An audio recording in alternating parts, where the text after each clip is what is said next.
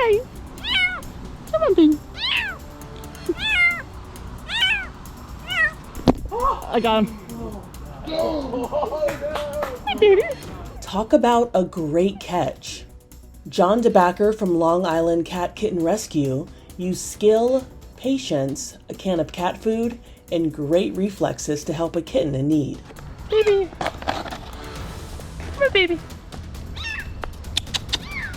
The baby was discovered up in a tree in Hempstead, New York, but it's a mystery as to why and how it got there. It was a balancing act for the animal rescuer, who used one hand to climb and the other to carry the food. Nothing to grip onto. The kitten, 40 feet up in the air, understandably got more and more scared.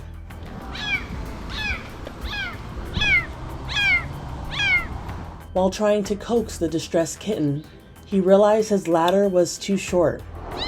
Do you guys have a taller ladder? No. Like a 32 foot ladder? What? How many? A 32 foot? 30? Nah, the one I have is 8. Oh, this is a 20 foot. After a few more minutes, the cat dropped right into place. Come on, I got you. Come on, I got you. Come on, baby. I got him. Hi, baby. I got you. I got you.